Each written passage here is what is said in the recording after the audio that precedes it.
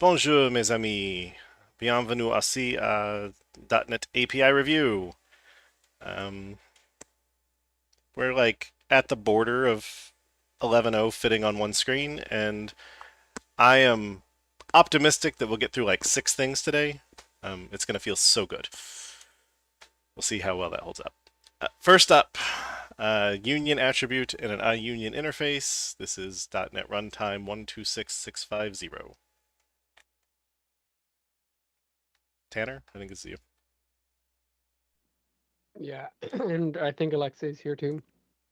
The general premise is that the language is adding support for unions. To support that, it requires a union attribute and an iUnion interface. Um, the compiler currently has that in system runtime compiler services. The notable thing about this is that users can define their own custom union types that don't use the union keyword. So it gives an example on for the pet case. So a user can actually put these on their own types, such as existing types, to make them union compatible. And I know we've typically, particularly in the last API review, said we don't want things that user specify in compiler services, even though there are some stuff there today. Um, However, I'm not sure that uh, diagnostics diagnostics code analysis is necessarily the right place for these, and I'm not sure we have another better place for them.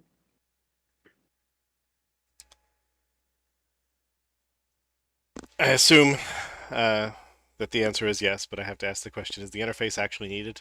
It feels redundant with the attribute.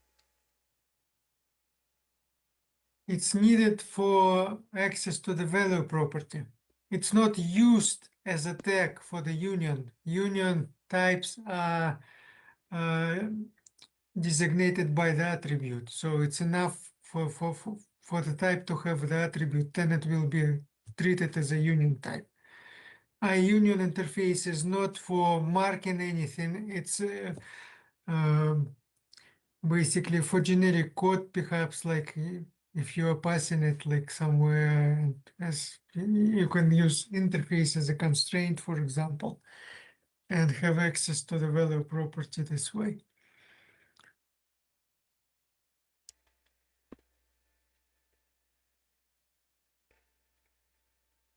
So for special C# syntax types that are emitted based on special C# syntax will have an attribute and they will implement the interface.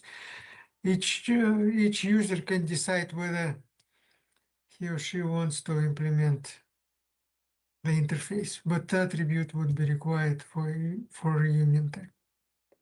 And so the language support for this using the interface doesn't seem to support non-boxed value types or ref structs. Well, every union type is supposed to provide boxed access, essentially, right? So Fair through enough. interface, you will not be able to access values in a non-boxed manner. That's correct.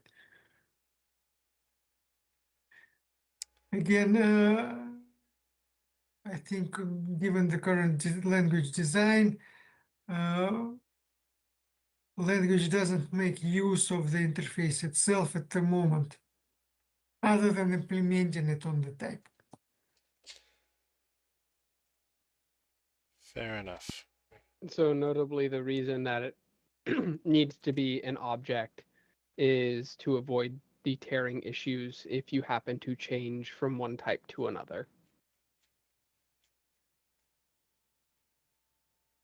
Because otherwise, if it wasn't an object and it was a large struct, for example, and you changed from, say, GUID to matrix 4x4, you would end up with a torn state before the value was properly updated in the tag and everything. Because this isn't like an enum discriminated tag. It's the discriminator is the type.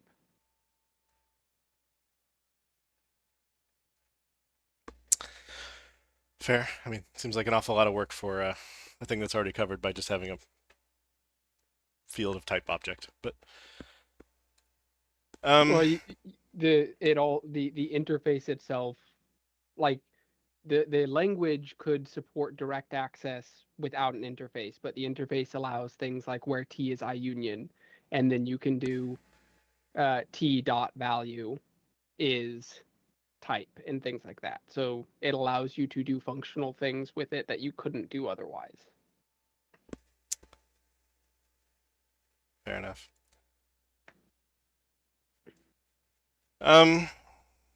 So, missing all the context of all the meetings that went into designing it, I'll give the personal opinion that this looks like it has low utility, so I don't know who would ever use it, at which point I may not care that it's in compiler services, but I do agree with the point that Tanner raised initially, which is if the expectation is that this is a line of code that will be written by more than 5% of people, then it should not be in compiler services.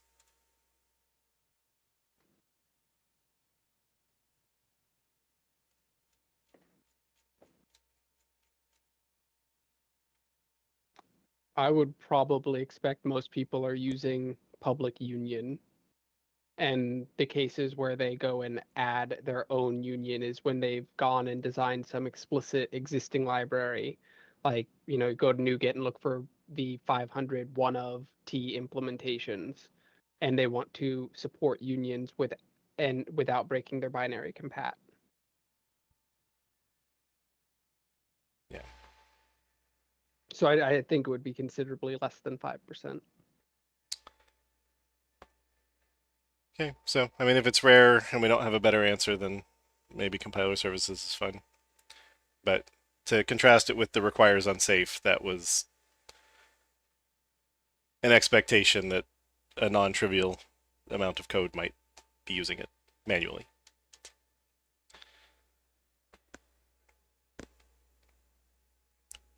Yeah, I guess that's if this is more like an escape hatch, then compiler services seems fine, and if it's an intended use, then ideally we'd find a better place for it. That is the wrong button. So Tanner believes it's low use. Does anyone want to propose an alternative, or should we just accept it as is? Compiler team doesn't have a preference, but it seems like code analysis would be around place because it's not really about code analysis.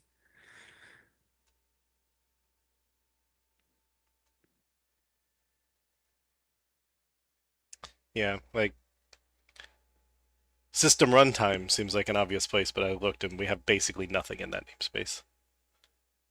Yeah, the only other thing I could think of is put put IUnion in system and union attribute in code analysis, but they're needed together, so Yeah. that doesn't really help anything.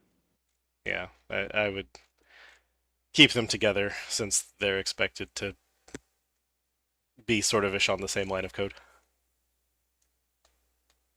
So, all right. I move we take it as presented. Any dissent? Ship it. Wow, I was gonna say the silence has it, but That's boring. someone else spoke. All right. Thank you. Thank you.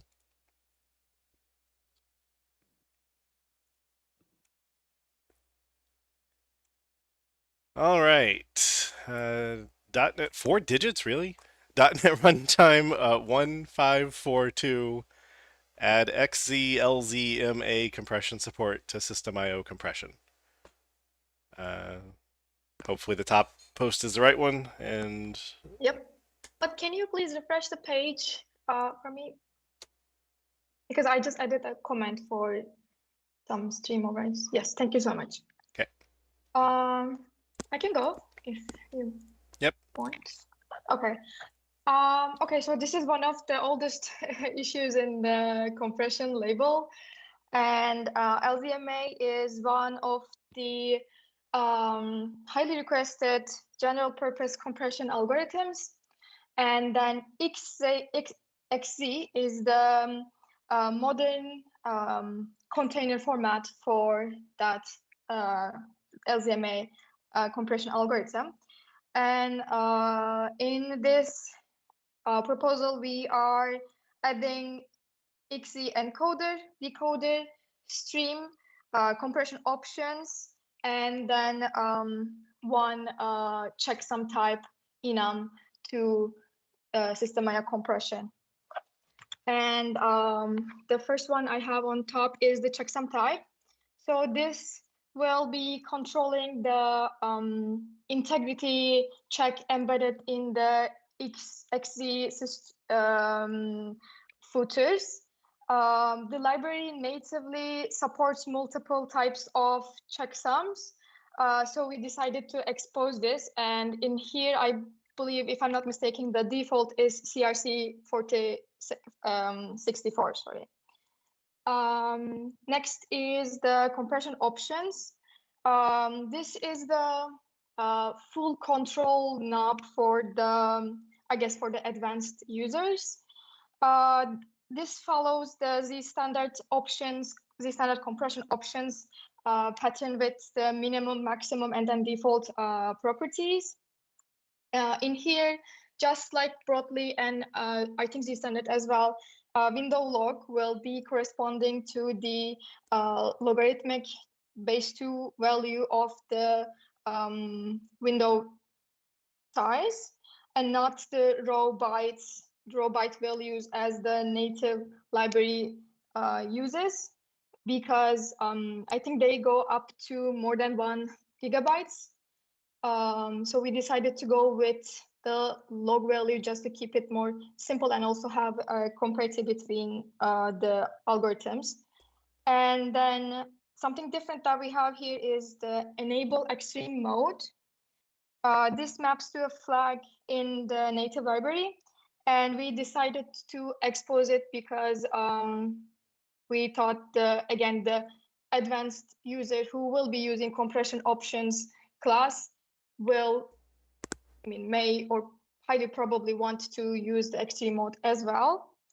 And I think the default will be false for that one.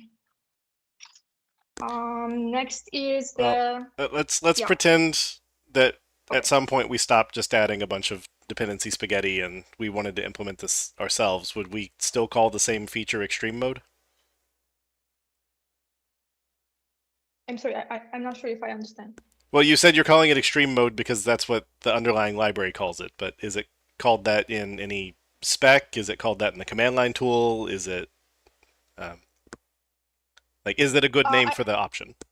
I see. So the flag's name is LZMA preset extreme. So I think the name, the enable extreme mode is the name we chose for it. So my answer is no, but I'm open to suggestions, I guess. I mean, like, I have no idea what it does, so I can't offer another name. Well, it is so it is an compression mode on top of the quality that we have here. The quality in the compression options we had in Z standard and broadly as well. It is the compression quality. On top of each quality, you can add this extreme mode in LZMA. So this will be a flag, and each quality with this extreme mode enabled will be different. Like quality 2 plus extreme mode is not the same as quality 3. So yeah. Radek, do you have any opinions? Am I missing something? Not really. The extreme preset basically tells it to do a trade-off between compression time and efficiency, like not compression, better compression ratio, but like at the cost of longer compression times. Fair enough. I mean, so yep. What part of the form of my question was, does the command line tool call it extreme? And it looks like the answer is yes. Oh, sorry, then I didn't know that. I'm sorry. Right. Well, because if it was just a flag, if it was just a named option in a header file, that's not necessarily a thing that people would have already seen. So, which is why I was asking, was it a good name? But it seems consistent with the toolchain.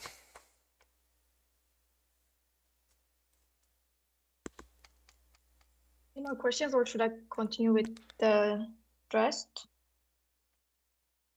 Sounds like you can go ahead. Like no, okay. Next I have is the decoder. And this is a small class, again, having parity with other decoders that we have in the system-wide compression. The only difference here, but I think Z standard has it as well, the constructor with the maximum window log, which will give the user the ability to control the memory, or limit the memory, since the maximum value is 30 for window log. So it will, the user will have the ability to control the window size in the decoder as well, because it can grow quite fast. And then I have the encoder. This is again really similar to what we have in Z standard broadly and the newly approved gzip, dflate, and zlib encoders as well. I don't think we have anything new here. We have 4 different constructors: compress, dispose, flush, and then the get maximum compressed length function, and then 3 different try compresses, which will act as I guess easy to use type of compress methods. And we have one that will have the default values for quality in window log, one that takes quality, and then one takes quality and window log both. In here, I guess I can ask you to, if you need one with the compression options, but I have to check if we have that in other encoders, and then if we need the extreme, the enable extreme mode Boolean as well, but that seemed a bit too much, so I think that's why we didn't put them there. But yeah, this might be one of my questions.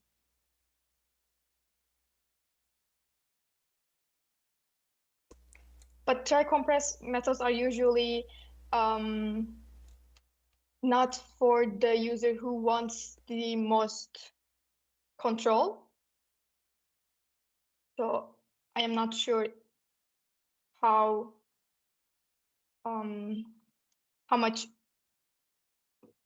it will be used with extreme enable mode, enable extreme mode, a Boolean, or compression options as well. So I see on Z standard encoder we do have overloading without default parameters, which is surprising me. But also that none of the overloads take the compression options. Did we add the Z standard compression options later, or were they always there in the beginning? I think they were there from the beginning.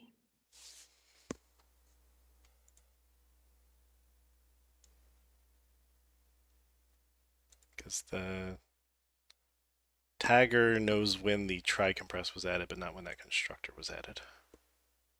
It's also missing all the constructors, so maybe maybe the feature tagger misses constructors. I mean, so this seems, the shape here seems consistent with Z standard, and of course we can always add other overloads later.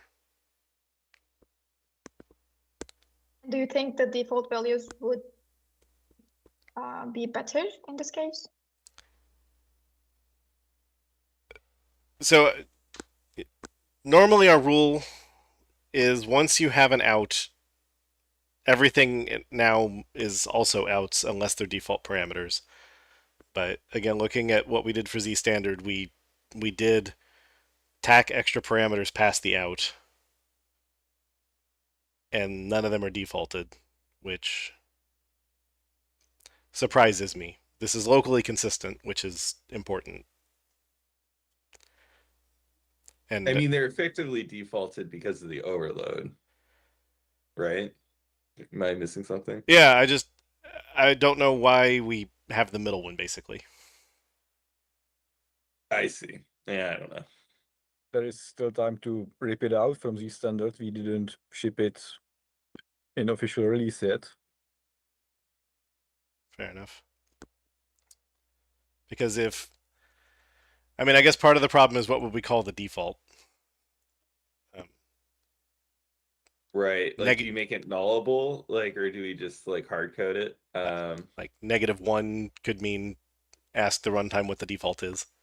So yeah, and like I know this goes against design guidelines, but with like a large set of overloads, like mixing in default parameters too is just like another thing to think about. I kind of like that they're not there, but well, but this would just be the first one, which ends here. I know you're getting rid of an overload, and this one until potentially later it was this one, and then a sibling overload of the compression options. yeah, I mean it's already against guidelines not to have out at the end, right? But like it's kind of maybe I'm wrong. Right, unless it's out values are the last values unless the language says something else has to be laster, which is why the default parameters go after it, because I see. So it's the your language way says they for have to be laster. justifying putting it at the end in a way as well. Yeah, okay. Yeah. But again, this looks like what we did for Z standard. I probably asked the same question when we talked about gzip, and then we said, well, whatever, it matches what we did for Z standard for one reason or another. So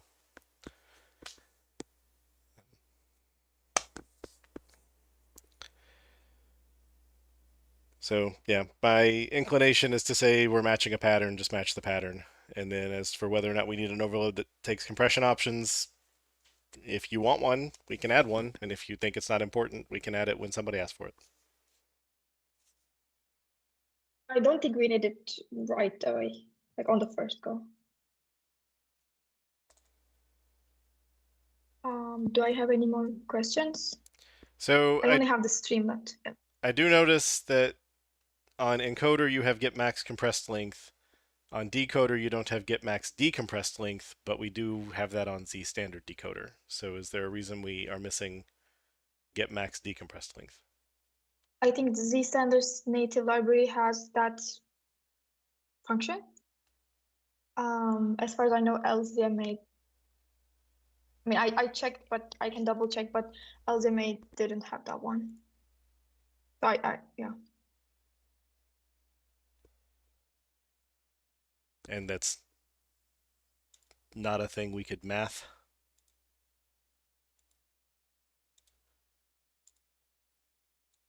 Trying to flip back and see what the signature was on decoder.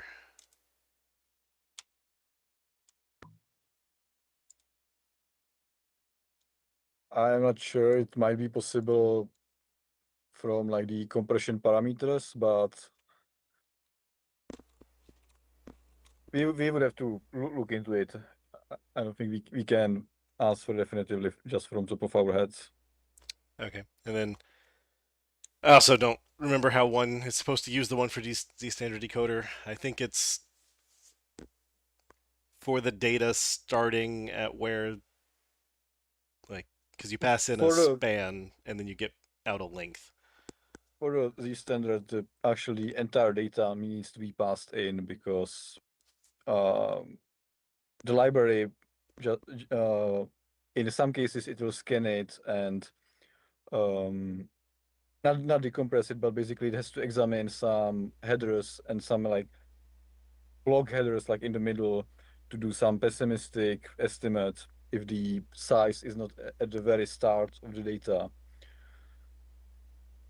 So it's not just you give it some early portion and you get the size. You really need to give it the entire block of data that you would decompress, which kind of limits its usability. For LZMA, I don't remember seeing a native function which would do similar thing. Fair enough.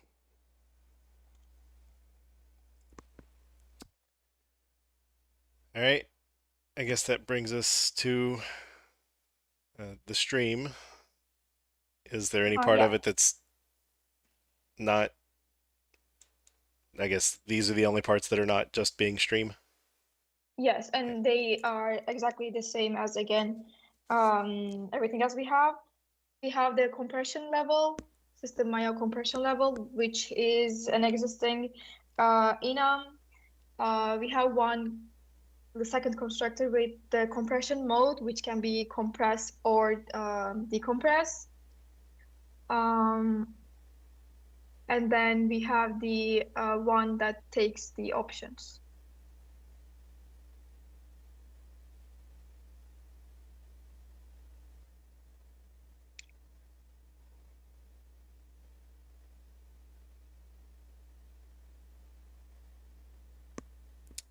Okay, and so this is just remembering the pattern for these things. It's if you're reading a stream that uses this, then you pass it into the middle constructor with mode decompress. And then now when you call read, it's calling read from base stream. And if you pass it to the top or third one, then now it's assuming that you're going to call write. And it's going to do the work and then write it to the stream below you. Yeah? Wait, can you repeat, please? And when you call this constructor, the stream, it can read as false, can write as true. When you call this constructor, can read as false, can write as true. And when you call this one, it depends on what enum value you passed. So writing, reading, or writing. I think so, yes. Yeah.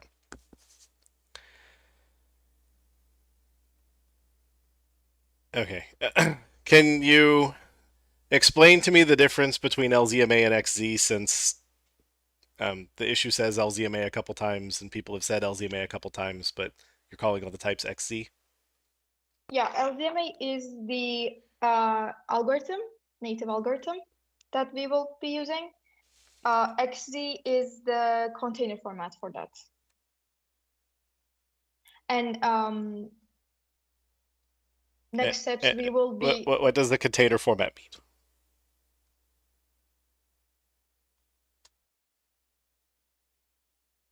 What do you mean? Are we Exactly. talking like zip versus deflate? Right? Like one's the file name and the other's the algorithm. Is that basically what we're saying? Yeah, it is the .xset file format, basically. Like what is XZ adding that isn't LZMA?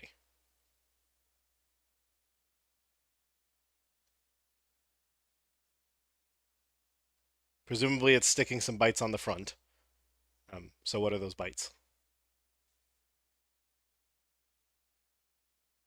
Is it an LZMA stream plus this XZ is the way that you write down the options that you used when you built it? Or because I sort of thought it was the same analogy that Stefan just suggested, which was zip, which is a file structure packaging format on top of deflate, which is a compression format. If XZ is like zip instead of like deflate, then the stream doesn't make sense to me. It's more like gzip and deflate. So deflate is the algorithm that's backing gzip, but gzip inserts some head in front of it with some metadata. In this specific case, the raw LZMA stream is not self-descriptive. It does not tell you which parameters are used to encode it, and you need those exact same parameters to be able to decode it later.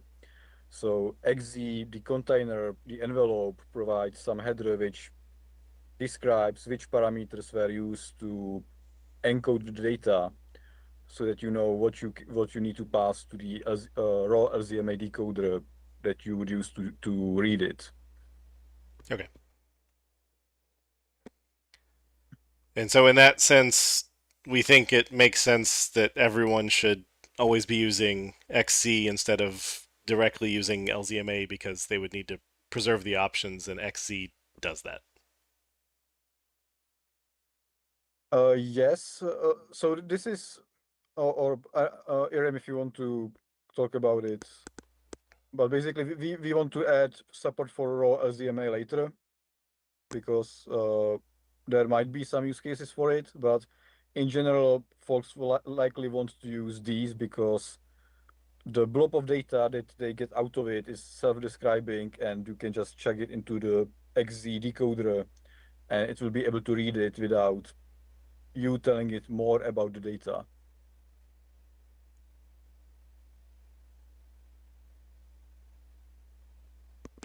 Fair enough.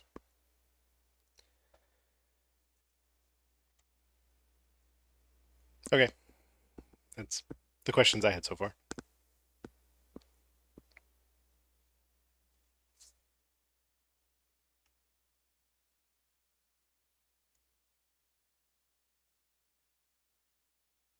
I guess, by the way, for when the LZMA one comes, we don't need this in the block. Because we're not really talking about the Okay. overrides. So Okay, I didn't know. yep. It's not like we're going to argue about the names of the parameters to begin read at this point.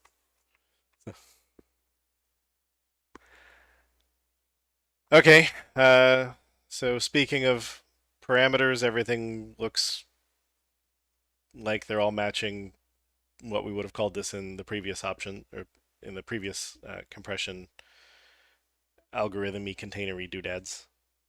So the worst offender for name for me was enable extreme mode. Do we ever expose the checksum type, window log, or quality off of an existing thing? I don't see it here, and knows a fine answer. I'm just making sure. What do you mean? What do you mean existing? So is there any function that I would expect that I can pass data into, and then I could print on the command line that this used SHA-256 for its checksum? No. Okay. Because this looks totally fine as an input enum, but if it's an output enum, then you have the problem of how would you describe something from the future? Also, are these the same numbers that They are not. are just from the file? Because if they're just from the file, then you could expose them without needing an unknown. But if you're not reading, you don't need an unknown yet. So.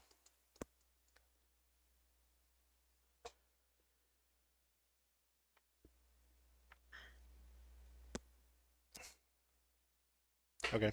I have one question which I just noticed. The XZ, the capitalization, we normally, if it's two-letter abbreviation, we capitalize all, right? If it is an abbreviation,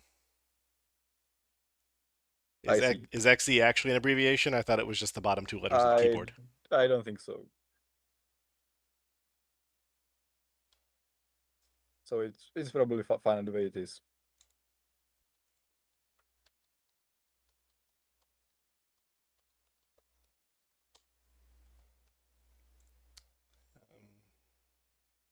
Let's see here. The Wikipedia page for XZ utils uses caps.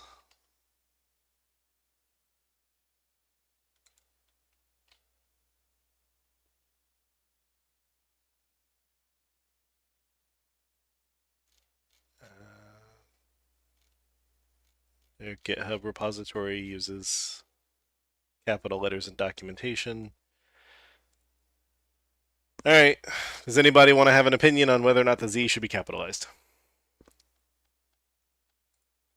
leave it if you're just asking for an opinion, nothing to back it up. I think it looks better.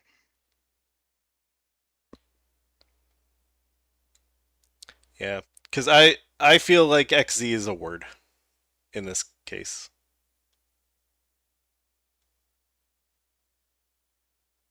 Because it's not like elliptic curve Diffie-Hellman where we turn the elliptic curve into capital E capital C and then moved on.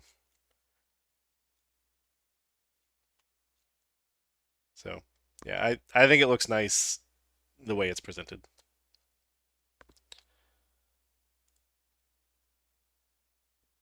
And nobody seems to be calling for caps, so lowercase it is.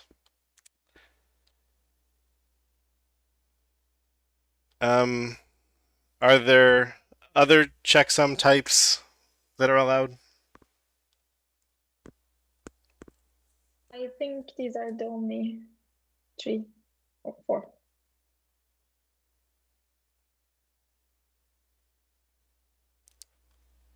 Okay. Without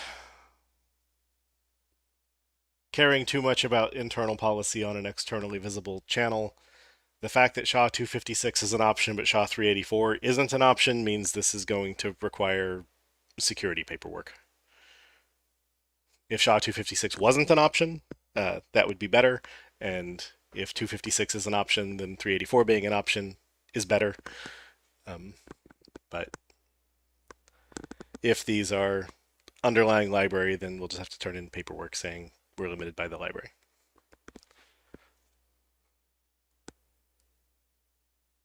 So yes, there's your lesson for the day. If you can use a non-cryptographic hash algorithm, don't add a cryptographic hash algorithm as one of your options.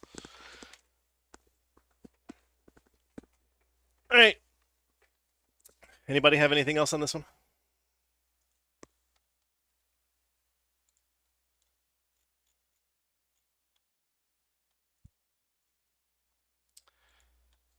I believe we have made no changes.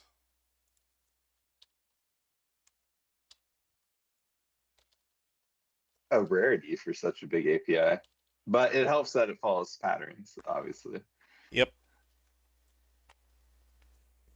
Yeah, it is exactly or nearly exactly the same as the existing ones.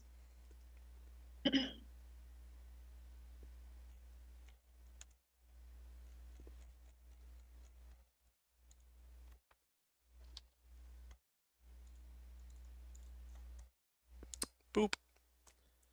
All right. Thank you. Thank you, compression peeps. Thank you. All right. Next up, .NET Runtime 69099 had async overload of ChangeToken on change. Yeah, hello everyone. I'll start with by explaining what the existing overload, what the existing API does. So iChangeToken is similar to cancellation token in that if you want to see when something changes, you can ask for iChangeToken, and when it changes, it transitions to the change state, and it stays there. But if you have something that can change multiple times, then you need to ask for the iChangeToken repeatedly, and reacts somehow to its changing. So for this, we have the ChangeToken onChange API. So you give it a ChangeToken producer, which is basically something that you ask and tells you about itself when it changes. And then you have the action, the ChangeToken consumer, that does whatever you want when the change happens. The problem with this API is with the action. If in the action you want to do something async, then it's a problem. If you write async lambda today, it compiles, but it's an async void lambda.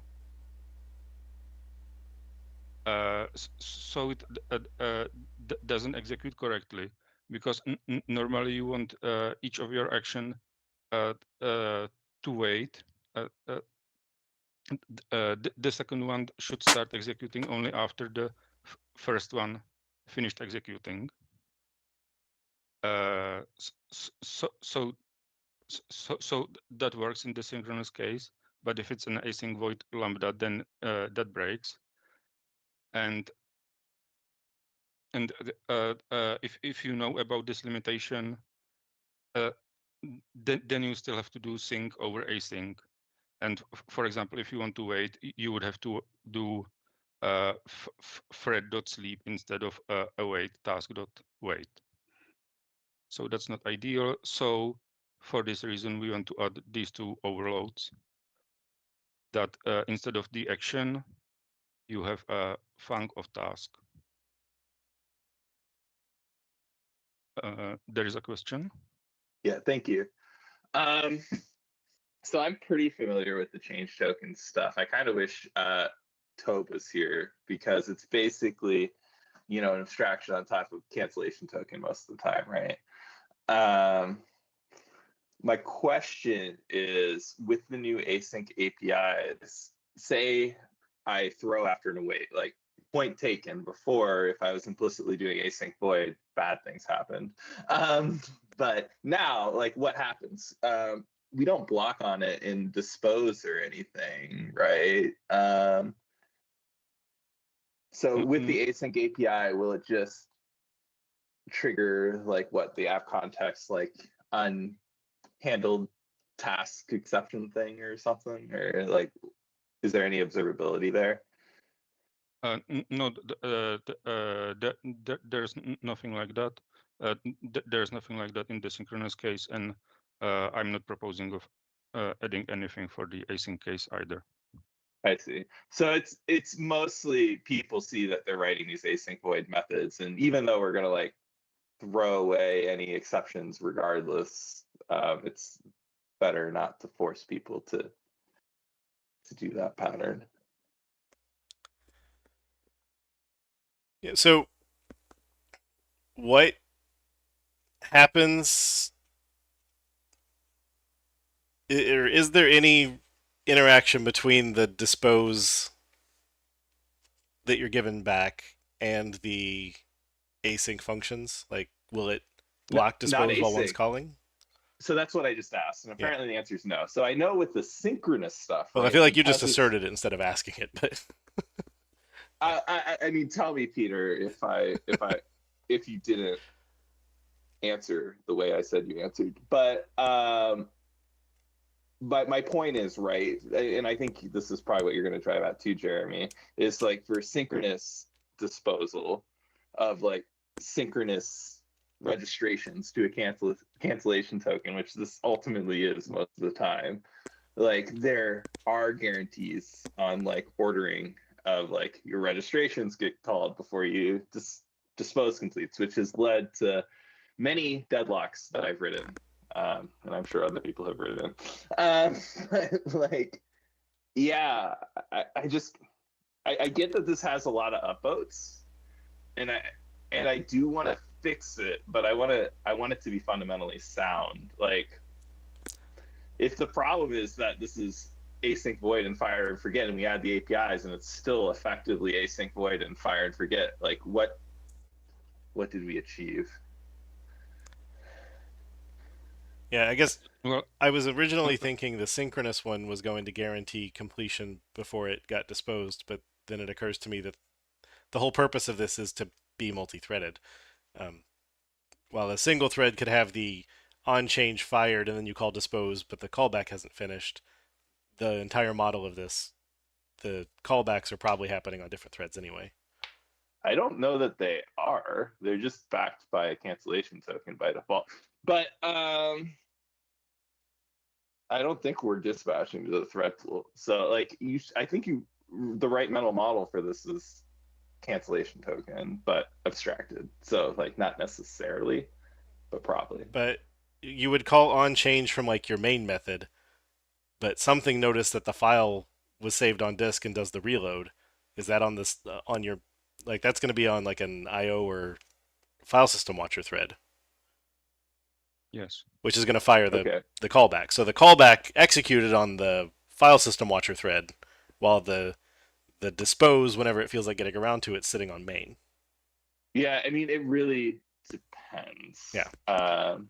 But like the most common iChange tokens are backed by cancellation tokens. Sure. There are others, like the file ones. Yeah. So I guess the question, my version of the question, and Stefan's version, I think, comes together of, is this making anything worse? Or like if it's not making anything meaningfully better, is the better default just to like, yeah, like write your async void methods like if you don't care.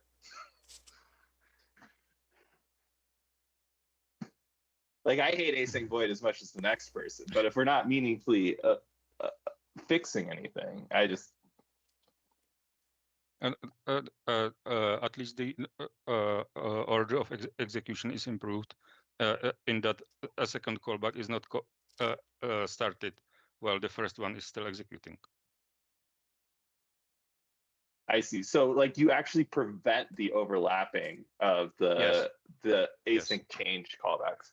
I mean, that is interesting. We should definitely document that if we add these APIs. So yeah, you did say that. Yeah, is that enough? Yeah, no, that is a difference though. So Peter, was that if the same source triggers 2 tokens, triggers 2 reloads? With the async void, they could be running in parallel, but with this one, they'll be running sequentially? Yes, exactly. Okay. And to be clear, if I'm using like, is it an expectation of iChange tokens that if there were like multiple events, like so I'm implementing one for the file source, can it, like if there were multiple file modification events, that happen one after the other, is it supposed to wait for all the on change callbacks for the first event to finish before triggering the ones for the next one? Is that basically how that works? I don't think this is specific to ChangeToken, but it's specific to this method to onChange. That the ordering is there. Callbacks. So I get that you're saying that these callbacks are serialized for a given event, but I'm saying if there are multiple events, like is there also some sort of serialization? No, but you can't. You would have a different change token for each callback, right? Yes. Oh, okay. Maybe with this API, there is a higher level. Yeah, that's API. why I was staring at this one. It's like, wait, you can't register multiple things because you actually have multiple. You have to re-register. Listeners, It's yeah. actually designed at an API level to prevent these kinds of like. Okay, yep, you're totally right. That's why it required 2 modifications to the same file to trigger the visible difference. Yes. A single change token. If you have an iChange token, it can only be triggered once.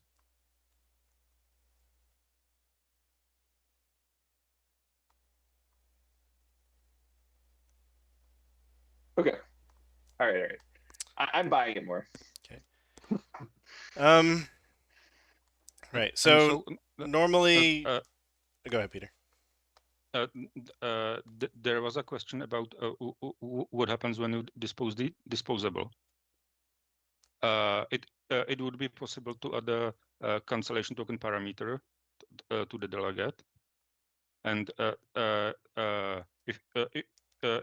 if you dispose the disposable, the cancellation token is triggered.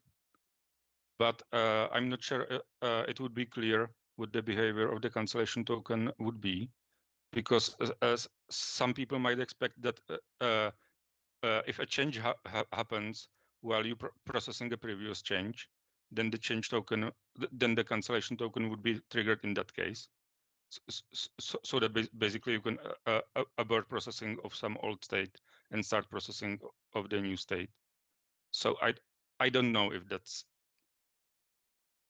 the right API. I actually like that idea. I wish Tob was here to kind of bounce that off of too, because I do think having a cancellation token that fires as soon as you dispose the disposable could be useful. I even think it could be an iasync disposable, and I even think that then maybe dispose async shouldn't complete until the callbacks complete, like the on-change consumers. I think that would be the cleanest API, honestly, if we can achieve it. But I know that's like more than you signed up for here. That's not a problem. I'm more wondering about the issue that wouldn't be symmetric with the synchronous version. Yeah, that's That- fair. Yeah. If like the current dispose doesn't wait on the callbacks, we Yeah, can't that change was the that behavior. that disparity feels razor bladey to me.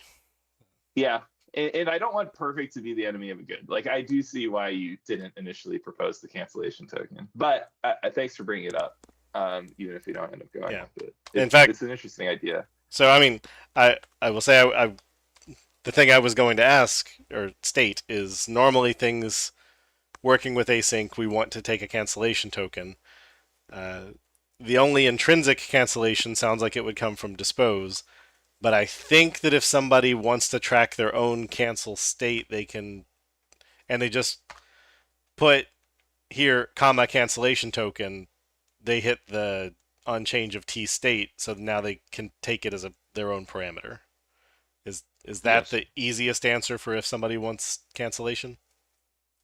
Yes, absolutely. Yeah. Or the easy, even easier if they don't want to use the t-state overload, they can just capture the cancellation token into the lambda. Yeah, Tobe would cry. This is why I wish Tobe was here. Like, I mean, I'm pretty close to being willing myself to prove this, but it's very interesting. Yeah, but I do understand needing to keep it consistent with the existing synchronous APIs that don't block.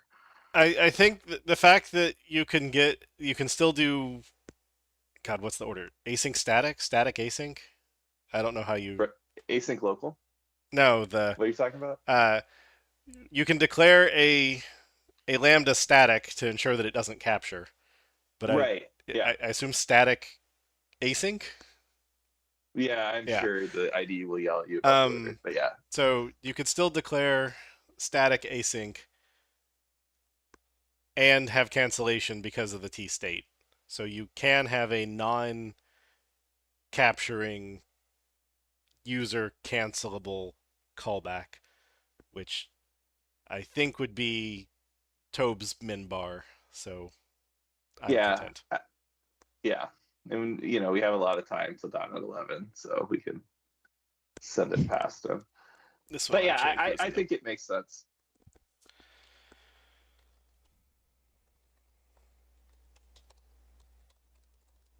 And yeah, especially since you're setting up the consumer and the producer at the same time, always, you should be able to, and the iDisposable, like you should be able to flow through cancellation if it matters to you. All right. So, Mr. Async Void, of course, is not in the room right now, but if we add it as an overload as you've proposed, and someone recompiles on the higher TFM, will anything break in non-extremely degenerate scenarios?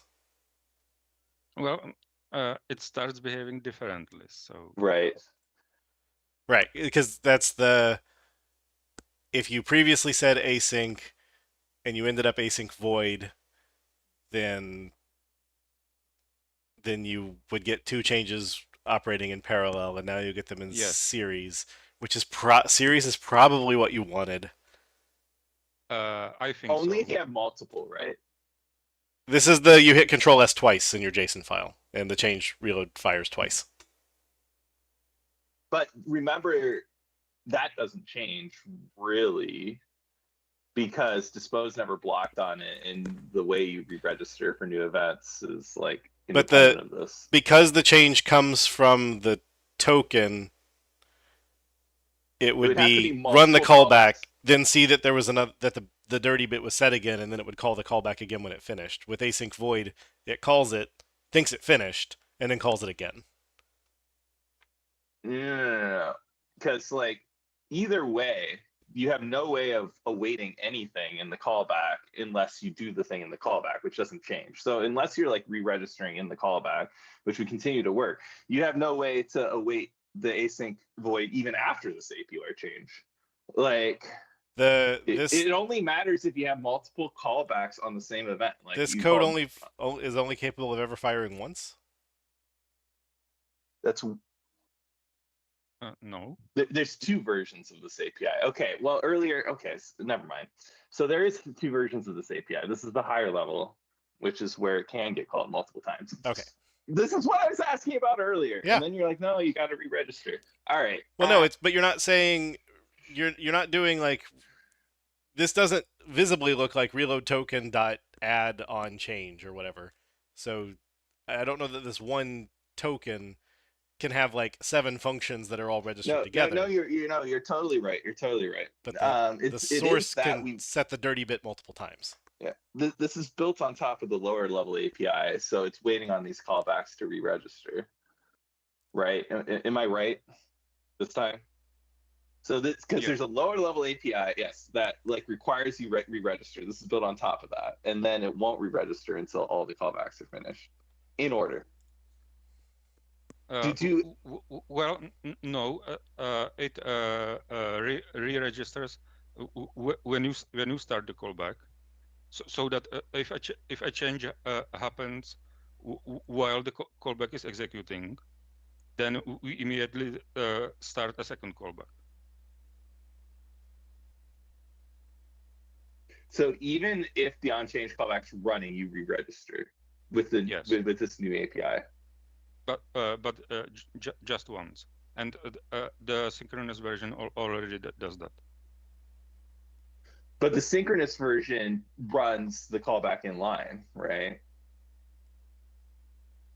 And then doesn't re-register until the callback's done. It sounds like it's get the event, re-register, execute the callback. Yeah. It grabs the token. Yeah, you're right. Yeah, it grabs the token, runs the callback, and then re-registers with the token captured before it started the callback. Yes. Yeah. Yeah. No, sorry. It's coming back to me. All right. And so the async voids look like they're done, which means they can get the double fire. But a captured async that you're going to await on won't. Okay. Thanks for getting me up to speed. All right. Right. So the question really then becomes: is that? Well, I guess is this going to introduce a compiler failure, or is it going to prefer the func of task over action? I don't remember how async lambda literals work. So it should prefer the async task overload. Okay. And then B, we know of a semi-degenerate breaking change. Are we happy with the breaking change, or do we want to name this differently so that we don't introduce change?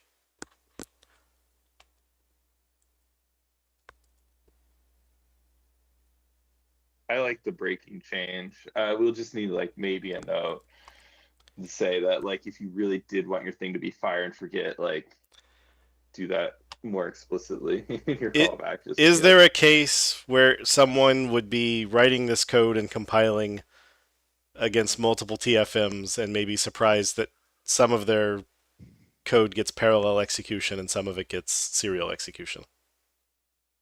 So this is a package, right? So we'll add this API across all the TFMs. Like, does this multi-target? So like for net 10 and 11, if you use the latest package, it will just work. Anything before that will be out of support by the time we ship it. Right, because like the way we ship our NuGet packages, we have our .NET 11 package, and then we have our net 11 TFM, then we have our net 10 TFM. It's kind of silly. But you should just get the new APIs, even on like the old .NET 10 framework. Now, I don't see why you'd multi-target against different package versions. That doesn't make sense to me. Right, and once you've hit that world, then now you've signed up for your own world of hurt. Right. All right. So yeah, really, it's Yes, the obvious answer, I think it was suggested, yeah. Well, so this has on async change. Chat suggests on change async. On change async sounds itself like the function you're calling is awaitable. So I don't know that we want the async as the last token there. If we were going to do like the async disposable thing and let you wait on that, that might be more interesting. Like to start choosing a new name. But like in this case, I think it's really like it's not an asynchronous method. It's the same as on change. It just deals with like task returning callbacks better. I think we can keep the same name despite the difference in behavior, which is real. Yep. I think we can just document that. And if somebody does want the async void fire and forget, I think they can either write the word void right there or they can capture their thing into an action local and then pass it that way. So sounds like the breaking change is probably a good breaking change, but it's probably still worth a breaking change notice just in case. Yeah, I agree.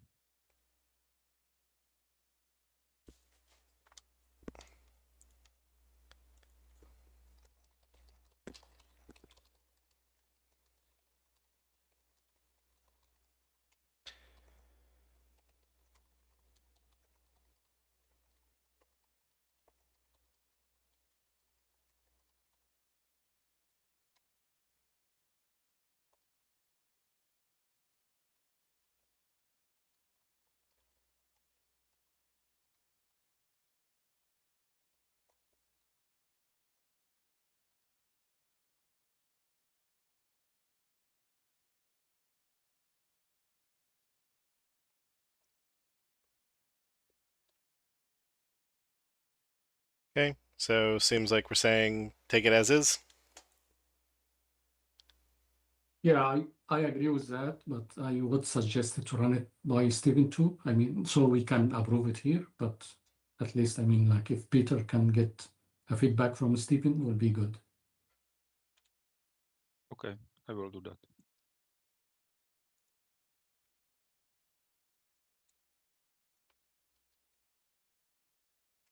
And yes, I agree. I don't know when someone would want the old behavior, but work in software long enough and you realize that every bug fix is a break to somebody.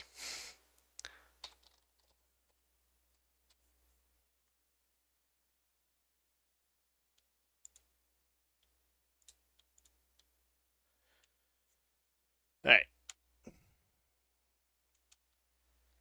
Thank you, Peter. And on to Peter. Replacement of forbidden characters and variable names and environment variable configuration provider 125137. So this is a bit of a weird situation because the overall situation is that you have a configuration in your application and you want to configure the application from environment variables. The problem is that environment variables on Linux often are limited just to alphanumeric characters and underscores. You can't have any other characters.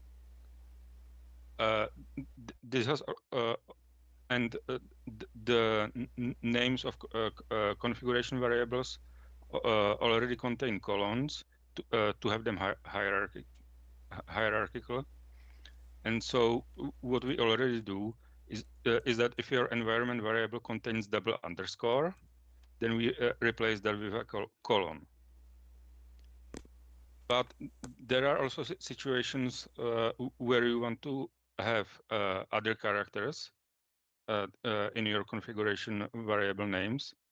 Specifically in logging, you want to specify logging for some namespace, and namespace contain dots, and you can't have dots in environment variable names on Linux. So this API is to do something about that. And so I'm proposing to have a function that that you pass in and do the translation yourself. If you want to have a triple underscore to translate to dot or something else, that's up to you. And otherwise, it follows existing API design in configuration. So under the open questions, you mentioned that the double underscore to colon replacement happens afterwards. I don't love it, right? Because it's like kind of hidden. Like, could we have a similar, this is kind of low level, but in like the Kestrel HTTP server socket transport, there's like the default listen socket that you can create from a IP endpoint. It's a similar API. I'm going to get there. But basically, the default behavior like sets some things like it disables negling or no delay, which isn't the default for socket in general. So what we did is we exposed a func, like a static property. I'm wondering if we could do that here, right? Like have a func of string to string that does the default transformation from underscore to colon. So people can reference that and call that in their own func if they want to repeat that transformation. This is somewhat an advanced API, I'm assuming. But otherwise, like what you get is what you get. So therefore, if you do supply this transformation and you actually output like double underscore in your key or whatever, and you want that, this gives you a mechanism.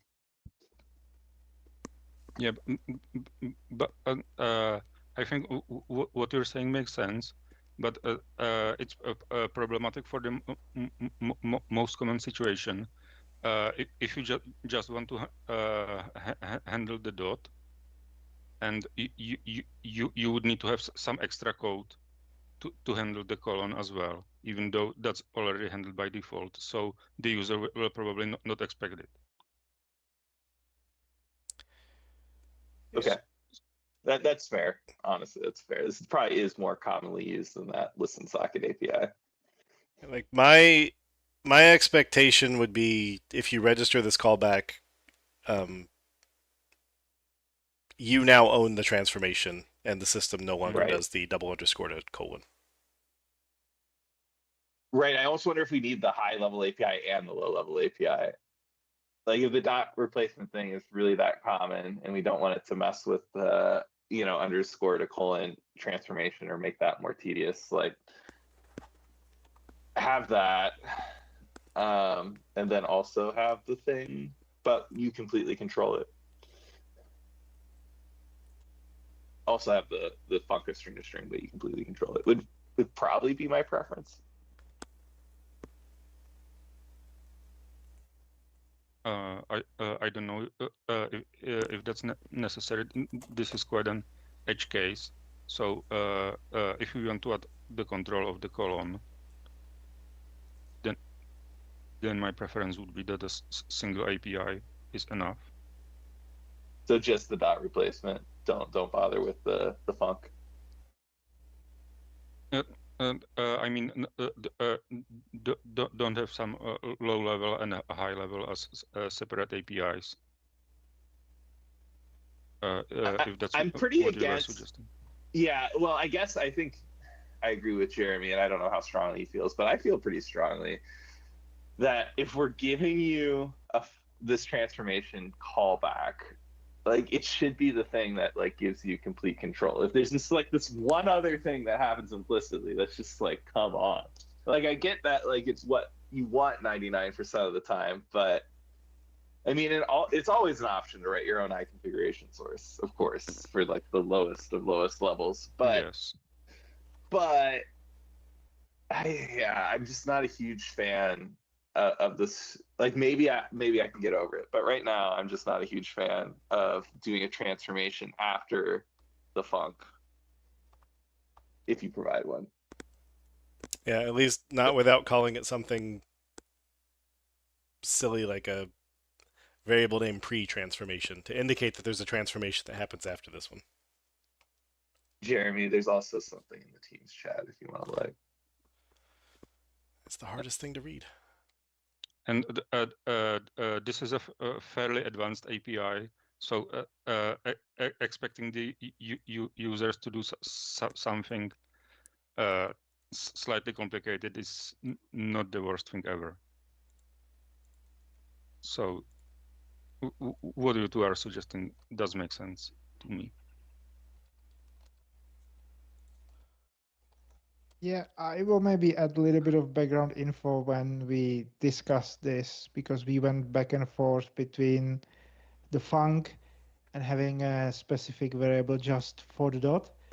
And eventually we decided that the func is going to be more useful because, as Peter said, it's like low-level API for people that want to do something, and it does not close the options that you can do. If we have just an on-off switch for the dot or the double underscore, then next year or something we might be here again and say, hey, we have this case that's common in some other environment, and we need extra option for that, while the func kind of gives you all you want to do.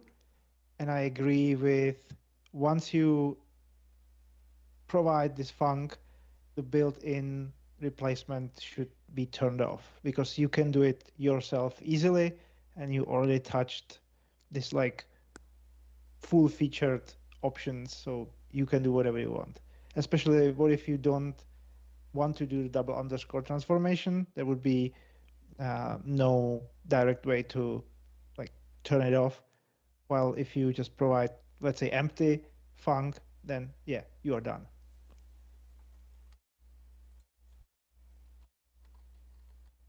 Yeah, like if we're gonna add the func, I like it giving you complete control. So I think we're okay with that. We'll just have to be clear with the documentation that like you got to do the double underscore to colon replacement yourself.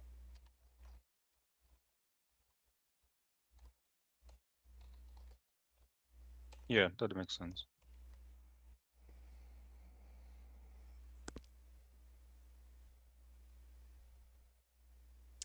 The other alternative is to pass a dictionary, I mean replacement dictionary for this string replaced with this string instead of function. But I'm still like the current design. Yeah, so I'll say I'd also had that thought, but then I wondered, what if somebody's being weird and they're trying to introduce like an escape character, and now they have to, or it's something like they want to do All underscore caps. 3 underscores as like a string, like a quote of like, once I hit 3 underscores, stop translating. So func gives them full power. Dictionary's probably an easy answer. And then a dictionary approach would make the, can we make an accelerator for triple underscore to dot and double underscore to colon? We'd just be like, whatever, here's the read-only dictionary for dot only, sorry, for colon only, and here's one for colon and dot, and then you can pass You can your own. expose funcs too. I'm not worried about funcs being like a foot gun because they're not always a one. I mean, whatever. Most of them will be fine. This won't get run a lot. The biggest problem with the dictionary is the ordering. Like in which order are we going to apply the transformations in case there is some dependency between them? Like you replace 3 underscores to 2 underscores and then 2 underscores to colon or whatever. Then we need to have some ordering. Yeah, the order will be the order of the keys inside the dictionary, or Right. you can. Which makes it not a dictionary, that makes it a list of key value pairs. Yeah, right. Yeah, could be. But I'm still Even like, worse, or a func can do it all. You can combine funcs, higher order functions. I don't need to tell you about that, I'm sure. But like, yeah, func's fine. Yeah, funcs give more control about like if there is more complicated scenarios that it's not just a replacement, it's just like analyzing like the content and doing something totally different than just replacement. So function can give you that. Dictionary will not. But I'm not sure about like if this scenario exists at all or not.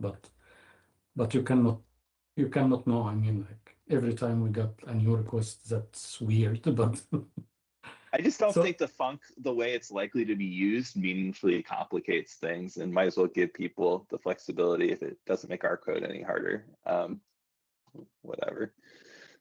As long as we keep it simple and have you fully in control of the final transformation.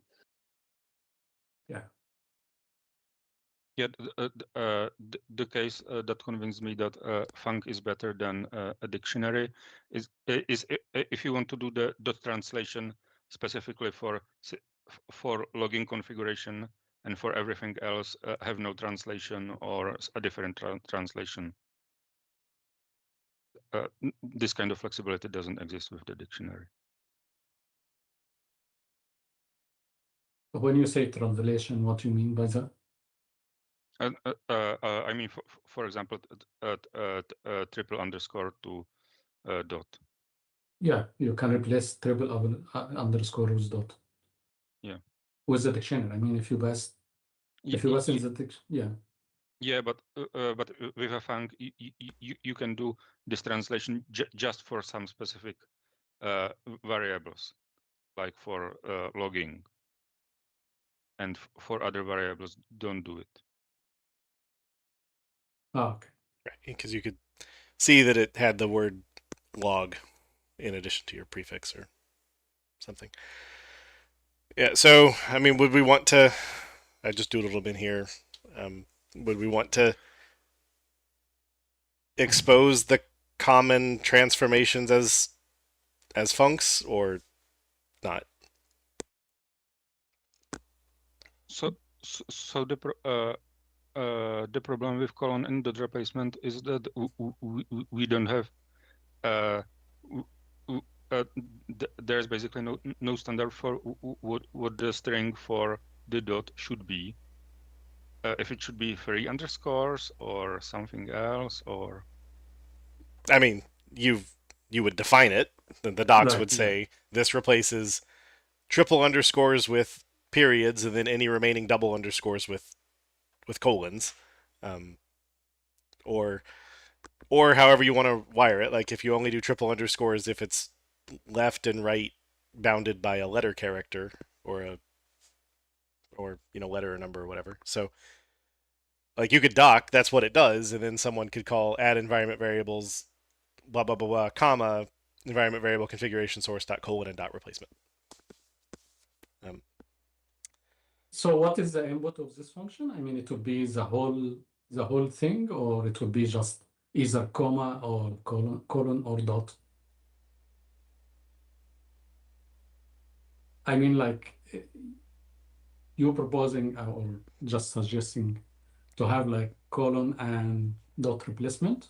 I assume these funcs, and please correct me if I'm wrong, this Yeah. is input is the environment variable, including the prefix, and the Right. output is you're supposed to strip off the prefix, assuming that's the thing you're supposed to do, and do any replacements that you want along the way. If you're supposed to Right. leave the prefix, then leave the prefix, but yeah, the prefix is unrelated to that. okay, then let's get it out of here so we're not looking at it as if it's context. So, but this is an environment variable, raw environment variable name comes in. Yes. Yeah. And then what the final output name of this configuration variable comes out. Right. So for this, colon and dot replacement would just be that, that this would be x to x dot replace, because we hate memory.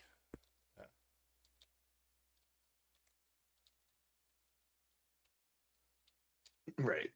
I do like it. I do wonder if the name implies recognize that we're replacing the colons and dots in the in the input, which obviously we're Sure. not. I But I threw like a the name name. up I there think it's fine. asking, do I we want honestly something think like it's this? fine. Because I can't come up with a better name. But that is my only problem with it.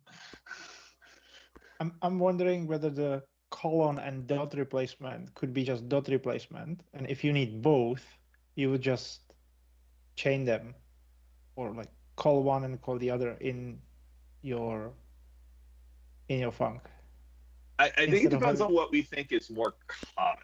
If Yeah, assuming we think colon and dot replacement is more common, which I kind of think it is, because I do think people want to support colon because of our configuration system, and we use it a lot. I think we should just come up with a pre-merge for the rare person who wants to do the dot replacement without the colon replacement. It's an easy func to write. I would say instead of funcs, I mean, like, this is a simple scenario or scenarios that you need to replace the colon or the dot. So why we don't just define what you replace without func? So you can have like string property saying like it's nullable, and Because we saying like like the func parameter to add environment variables. Like I do think the variable name transformation parameter is nice because it's flexible. I mean, we just talked about it so much. no, I agree. I mean, like, variable name transformation, we should have it anyway for the advanced scenario. But I'm talking about like simple scenario, like replacing just colon or dot. We can define just simple string, nullable string property saying like colon replacement. And this will just be, I mean, users can set Colon the values. replacement's already the default when you don't pass in the func. So it's there mostly just to teach people, like, hey, if you want to like do something beyond the colon replacement, start calling this func. Like we might even want to rename it to like default colon replacement or something. Yeah. The names there were just like super duper placeholders. Like colon and dot could be standard logging replacement, or Yeah, like actually, what before we forget, Jeremy, I do think default colon replacement is slightly better. So if we go with this route, I think we should call it that. But anyway, yeah, I mean, you could do strings or enums, but then it's like yet another overload, right?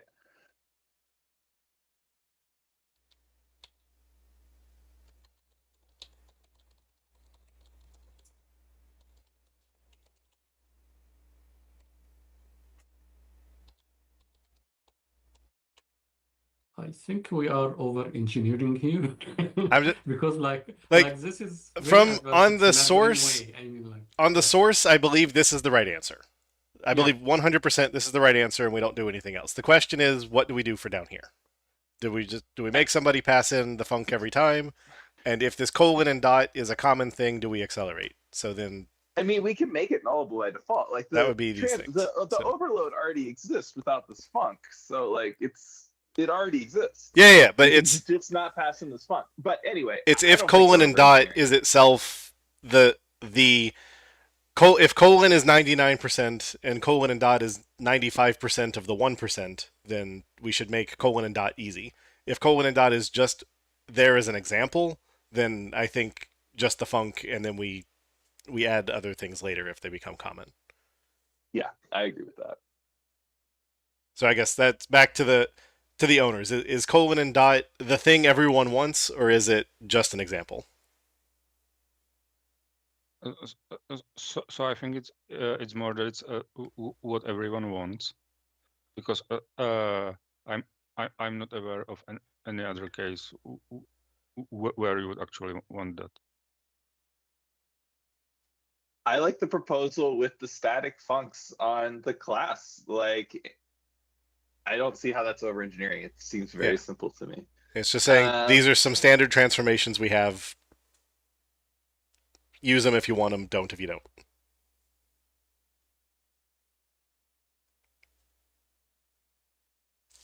Yeah, I like the static functions as well. It's easy enough and still gives you the flexibility if you need to do something crazy. I would say we just start with variable name transformation only, and we can add more if we need, or if we see cases need simplified scenarios. We're just providing the way that it's flexible enough. I mean, anybody can do whatever they want. I mean, that's fair. We can always, if Right. people are being iffy on these and we'd have to decide on names on them, these can always be added later for convenience. Yeah, that's right. Tarek, I mean, I know this is glib, but like, have static funks hurt you somehow? Like, are these really that bad? Like, I get we can always have them later, but let's just approve them. They seem convenient. Haven't you noticed the limp he walks with? That was caused by a static funk. Okay, so what happened if somebody registered both? I mean, yeah, like we have the default, the static overrides this. Oh, this is just a getter, right? Oh, okay. Yeah, this is just so you can call add Okay. environment. Yeah, I thought variables. people can still set it, but it's not. Yeah, Who okay. are So I'm fine big long to word. leave it. dot colon and dot. Okay.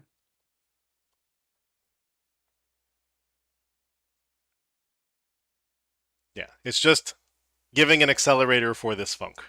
If this is the Yeah. Okay. if 99% of the people who call this function, or pick a number, are just going to want to pass this thing, then we should make it easy. And chat has said like, oh my god, this name's so long, but eh. Yeah, you can write the func, it's shorter, though hopefully we would write it better than this. Yeah. Two replaces is actually pretty expensive. I guess the input's small. Just to say about like, I saw some cases like environment variable can have like 4 underscore after each other, and replacing it this way, I mean, yeah, this is the default. I mean, I'm not sure will be a good default at that time, but Yeah, we're this not is the changing the behavior. default.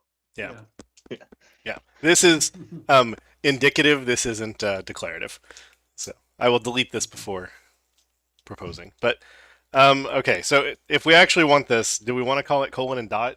Do we call this character dot anywhere? That's a good question, but I do like the name. Should we call it colon and dot transformation instead of replacement? Sure. Sure.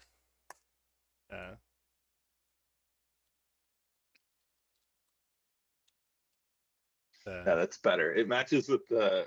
The question is, do we have any API that talks about that code point? Characters. And do we call it dot or period? Or full stop. Or are we British and call it full stop?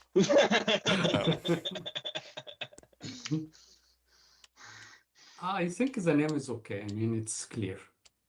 Yeah. Yeah, it's just more. Yeah, I think Dot consistency. has a good example because some APIs like in Azure Storage and WinForms are using Dot.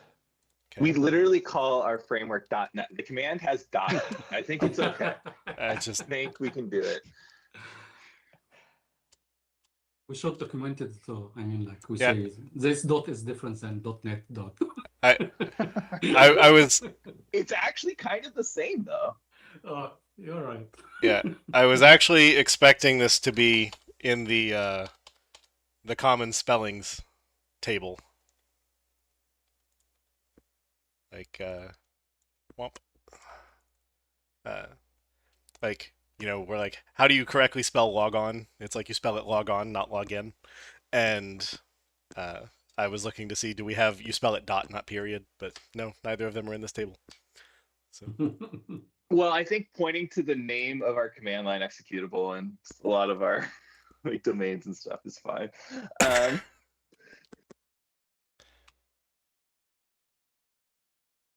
And yeah. the common usage is for namespaces where it's pronounced dot. Yeah, I mean, I know we all say, or most of us who are in this room, I guess, say dot when we're talking about, like, foo.bar. We don't say foo period bar, but it's now we're actually talking about a character instead of a code expression. So,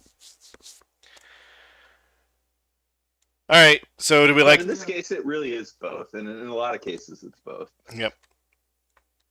So yeah, last question here is, yeah, we are using now default colon transformation. I mean, I'm not sure about users will understand why we have default here and not default in the colon and dot.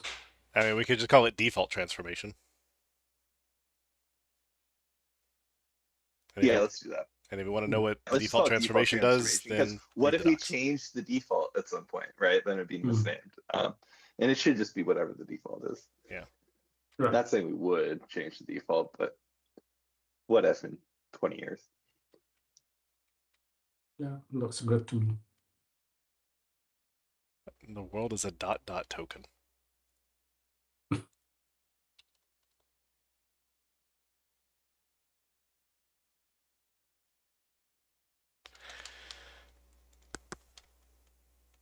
Wow. Yep. All right. Dash ...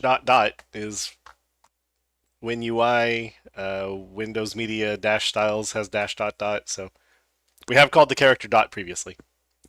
It's too good of a name for us not to have called it that over a period. But yes. Okay. So do we like default transformation? And then next to that, colon and dot transformation?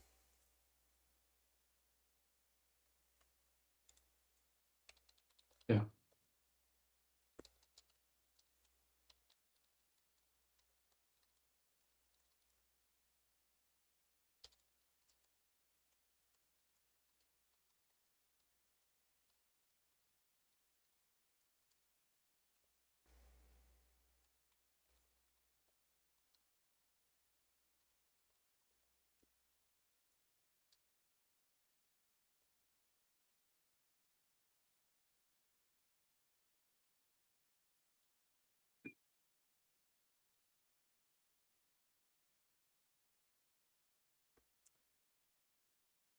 Okay.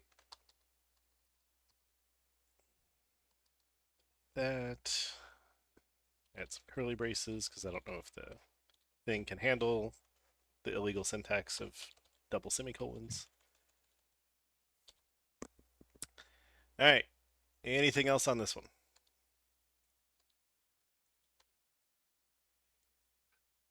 Not from me.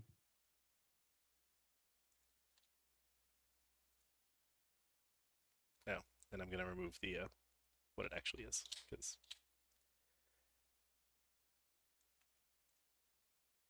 if double replace is fine at environment variable lengths, then sure, but I would kind of expect we would do something more intelligent with a forward only reader, but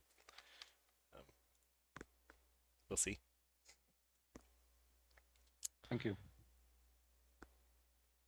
And .token might be what that's called in the compiler APIs. Gotcha. All right. So this one moves to approved.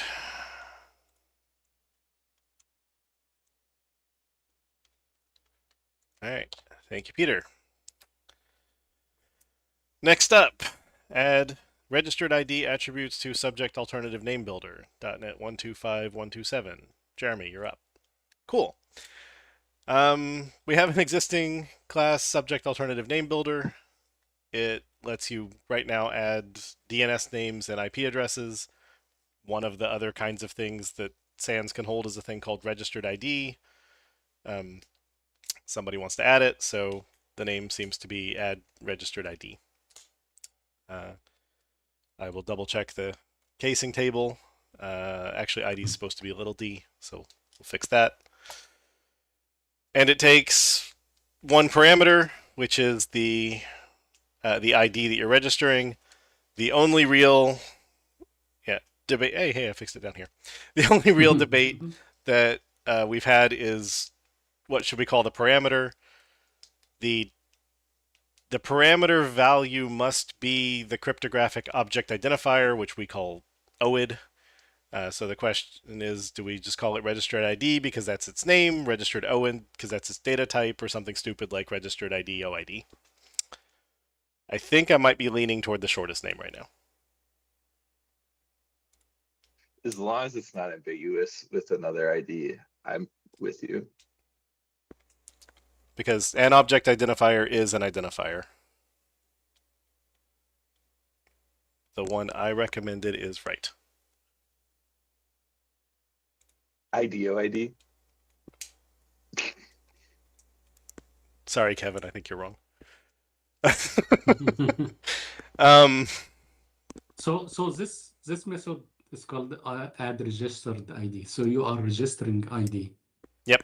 So do you expect the parameter will be ID already registered, or you are going to register this ID?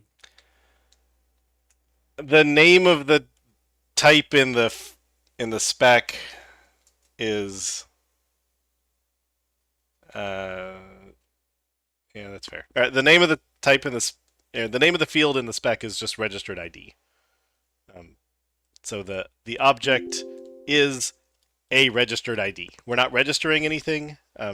So like the sibling on this is add DNS name. So registered ID is an alternative to DNS name.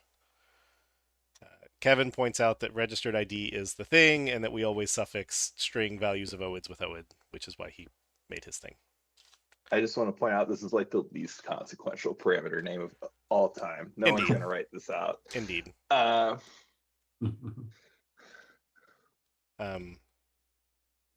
of the 5 add methods that already exist there, 4 of them seem to just drop the add prefix and call parameter the same as the method. So. Yeah, I mean, we could also just be weird and just call it value.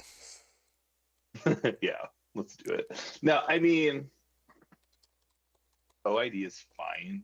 Registered ID is fine, I think. Pick one of them. Because yes, add user principal name, we called it UPN. Add IP address, we called it IP address. Or throw Kevin a bone and give him the really long name, since it doesn't matter. Yeah. Sorry, I need to go hit copy.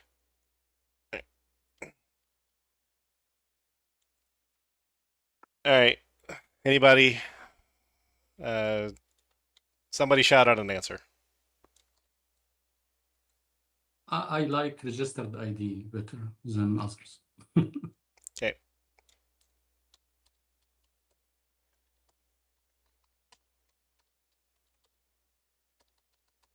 I agree with the point that we normally use OID or value as a suffix when we're talking about the dotted decimal version of an object ID. But I think in this case, matching just add foo with parameter foo makes the most sense.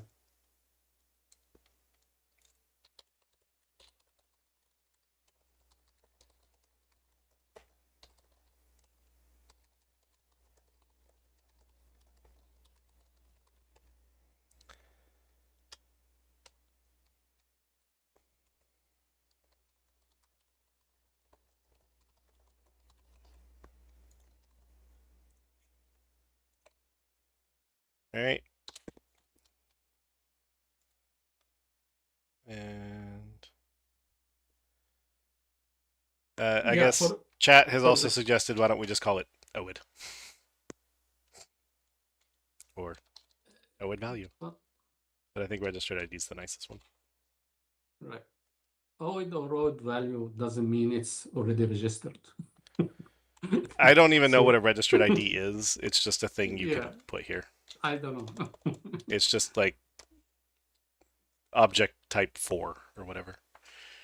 Okay. Yeah, presumably, whatever registration is, it's already happened. It's been registered. Yeah. All you're doing is writing down that it happened. Yeah, but yeah, I don't claim to understand it. I think it's fine. I just one question about.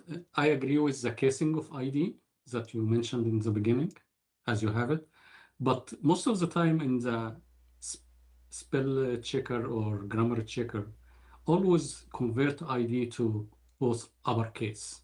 I don't know why, but It's correct in prose. It's Yeah. uppercase ID if you're gonna shorten it. But the spelling table, yeah. since I happen to have it up, says it's never Okay. capital I, capital D. It'd in be .NET. ugly. Oh. Almost like all 2-letter acronyms being capitalized is almost always ugly, but we don't have a general rule against it, I don't think. Yeah, I was just wondering because spell checker was doing that. Yep, but this is the back in the framework 1x days. Somebody decided big I little d looked prettier and said this is the way And we're it spelling ID does. now. And they were right. Yeah. Which makes sense to me. But that other 2-letter thing should be capital, and yeah, that's why we need the table of how to spell where things. they went wrong. Yeah, but that's okay. All it right. does depend on like how commonly known the acronym is and what other letters are near it. It's pretty nuanced. Yes, I believe it was everyone believed IO should be capital and that ID should not, and they said that means ID must be special. And yeah, well, and it is a little different, right? Like input output being different words, identifier being like the 2 first letters, whatever. Yeah, an abbreviation versus an initialism. Which you did point out earlier. So yeah, it's very complicated, but I think you're right about IO and ID being different. Fair enough. All right, and last on the agenda, and it'll be easy, so we'll get through it, is .NET Runtime 125388 type.get nullable underlying type. Mr. Robinson. This is entirely a reflection thing. So, and we have prior art. So I'm hoping that we can just say, yes, we did the right thing before, so we're going to do the same thing. The gist here is if you can override, you can derive from type. And you can create your own type system because you're bored. And because of that, there needs to be a way to peer into your type to help the runtime understand how to look at a nullable. Because your nullable may not, the whole nullable concept is this abstraction. We have the same thing for enum. In custom type systems, how do we peer into a type to get at how it is abstracting the enum? So a more concrete example is our current reflection API. And so what that happens is if you do like a type builder, you construct a type, and the type doesn't necessarily exist in the type system, so there is no all the VM infrastructure. So at some point we need to say to that system, oh, you're actually a type builder. Let me check that and tear it apart and look at what you're holding within you. Sorry, what type don't we have necessarily loaded in this scenario? In this scenario that I'm talking about is the reflection type, the type that you're actually building. Because it may not be a system.type. It won't be a runtime type. It will be a type that is in the process of being constructed from the reflection stack. Yeah, sorry if it should have been obvious. That makes sense? Thanks. Yeah. Right. And so if you just have a system.type, if you have a system.runtime type, the actual type that everybody, 95% of the community uses, you call, we know how to get from that type, it's nullable, and peer into it and say, this is really what your type is. This is the underlying, this is the inner type. In the reflection stack, we special case that because we own the reflection stack, so we can. Users don't. So what we have here is a situation where I was going to fix this for the reflection stack in a very targeted way. And what it would have done is exposed a bunch of internal implementation detail And Michal pointed out that enum had the exact same problem. And historically, we added get enum underlying type, so that it was on the system.type, which is abstract, and people can implement it as they see fit. And so that people who are constructing their own type systems or whatever, they can actually provide, I know how to get at the underlying type of my own .NET type system. I will provide you what this is. I will provide you the inner for the nullable, the nullable construct, whatever you. I don't really know the right word to use here, but it allows you to peer through the type and get at it if you don't understand what the underlying implementation of the type system is. So there are key places where we would call this for when people provide their own abstract type implementation.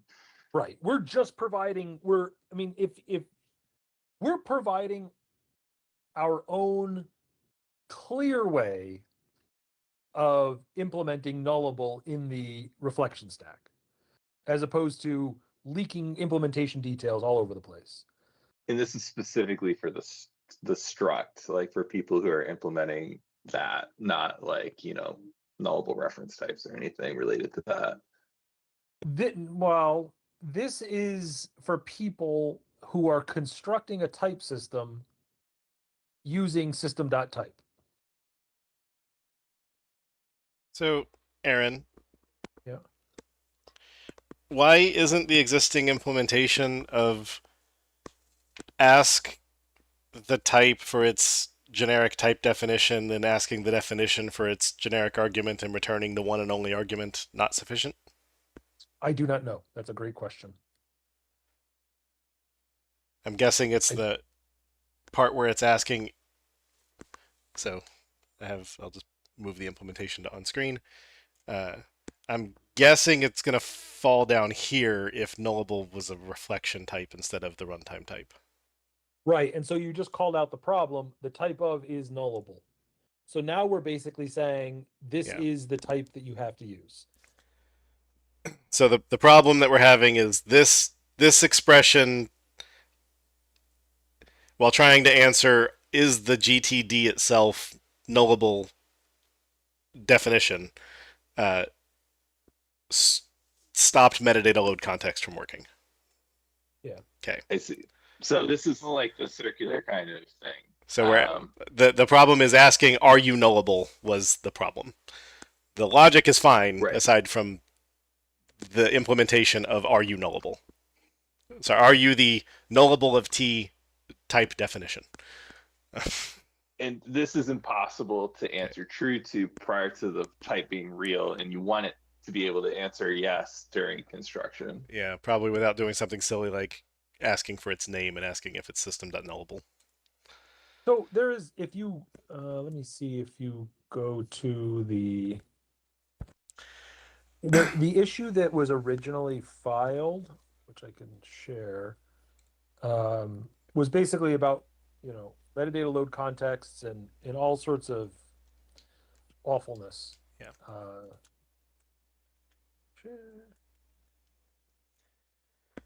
Yeah, I mean, the title of the linked issue seems to say it all.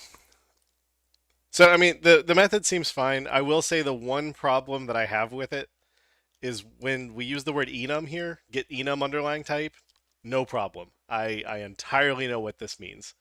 Okay. But we have introduced, in my opinion, stupid reference type nullability. So get nullable underlying type sounds like it's this one doesn't throw, as opposed to you want the type underlying nullable. It's fine. Only like 6 people in the world are ever going to call it, so it's fine. But that's the only hesitation I have, is that nullable here could be talking about I return null instead of throw. Yeah, not many people may call it, right? But we're talking about adding this to system.type. Yeah, which is already a mess. Busy. Yeah. Busy is very generous. Yeah. I remember the Uh, original version of .NET Core tried to split it. Yeah. This is what type looks like. So that's, I think what you're getting at, Jeremy, I think is a fair observation. If you look at the last comment on the API proposal from Michal, he has something that's in the general area of what you're talking about.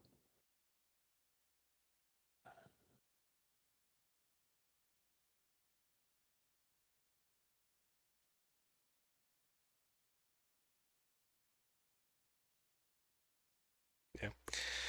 I mean, if we wanted to fix it and move nullable into the noun form and not sound like it's an adjective on the type that's being returned, that would be like get underlying type of nullable, or from nullable or whatever. But like, it's probably fine. Yeah, it was just merely mimicking the enum. I hear what you're saying about the distinction that you're trying to draw here. Yeah. Because I don't think we have a get underlying type. Because underlying only makes sense in a few cases. Because enums are mapped to some other type. LMNOP QRSTU. Yeah. There is no get underlying type. We do have, maybe I'm thinking of an internal implementation detail, so that's probably I mean, where- were you just copying kind of the nature of nullable.get underlying type? I mean, it sounds kind of similar. He was copying get enum underlying type. Okay. Yeah, this is carbon copy of existing. Just, enum underlying type. We need this here, so let's do it again. Yeah, I'm fine with whatever you guys decide. So I'll say my initial read. So does this pass the sniff test? My initial read is that this was returning a type object that could be null instead of a type object, instead of throwing that you've called it wrong. But that's not what it means. It means get the underlying type of a nullable of T, and it matches the pattern for enum, and nobody's going to call it, so it's fine. So, yeah. So, do you have opinions on Michal's question about throwing versus returning null? Because null is wrong. So his is about. I mean, why is returning null so bad? I mean, that's what nullable.get underlying type does. The problem is it was returning null. The case was returning null because it didn't understand that it was a different type system. So it was lying. I kind of get what you're getting at, yeah. But like, it will be fixed either way once people implement this virtual method. But the question is, until they do you want it to throw? Yeah, but the question is, what does the virtual do? Right. Right. The virtual can do the right thing, but the base, the default implementation really needs to throw. I think that's the correct thing to do. I feel like then people aren't going to. No, because so what is nullable they're only so nullable.get underlying type has to call this, right? Yeah, and it's the if you pass. So if you pass a metadata load context, Aaron's going to have done the override in metadata load context, and it'll work. It's if you've invented your own third system that's next to runtime type and MLC, that's going to throw, I'm sorry, this provider hasn't told me how to get this data. And I think that's fine. All right, yeah, I think throwing's fine. It's super niche. If anyone's done this, they'll rev their package. It's fine. So I think that subclass override is the best way to go with the virtual body. The throw. So does that mean like in the default on type should throw? Yeah, so system.type get nullable underlying type will just have a body of throw new not supported expression or not supported exception. Then MLC and runtime type will both override it. Perfect. Okay, sounds great. I assume that's how enum works. I have no idea. My guess is it's probably a little less. Enum's probably a little less because enum can only have a base that's a primitive, so you can't change those anyways.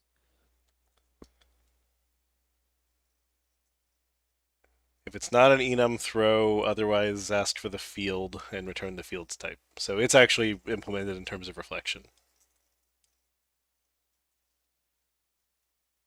So it might work, but I don't. But for some reason, like ref emit overrides it. Fair enough. I still think throwing's probably the best answer, unless you want the default one to ask the type for its full name and ask if it's No. Yeah. No. Well, again, this would only apply to type systems to type projection systems that have not overridden the value. Right. At which point, asking the string name is like, who cares? So,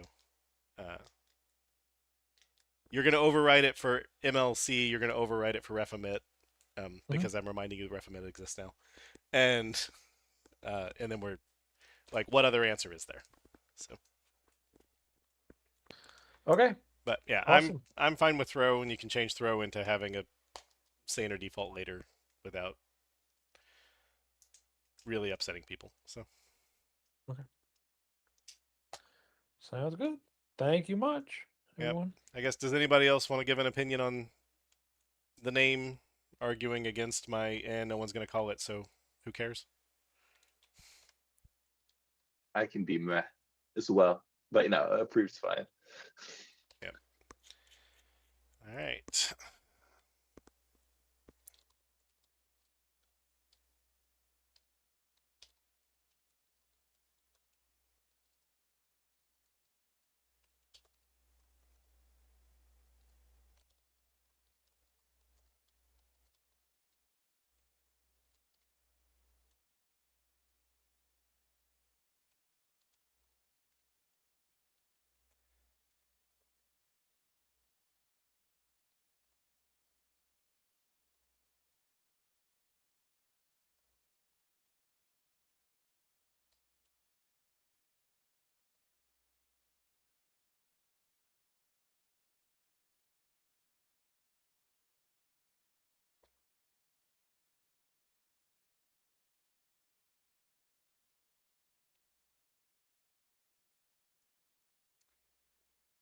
Noted, so that in years when this comes back to bite us, we can say, this is when we were wrong. Right. I appreciate that. Future shade. All right. Thank you, Aaron. And Thank you, sir. woohoo, we got through 6 things today, I think. Which means futures, or the line between 11 and futures now down here. And aside from, no, we're not quite down to everything's under a month. Oh no, we are. The only thing that's older than a month in the queue is Full Join, who asked to skip this week. All right, so we're down to about a 1 month lead time. I'm happy with that.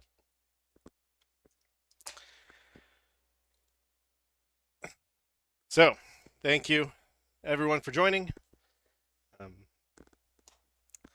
And enjoy the 6 new sets of API that got approved, including probably the most exciting is probably XZ today. I don't know. We'll see you next week at our same .NET time on our same .NET channel. Until then, au revoir.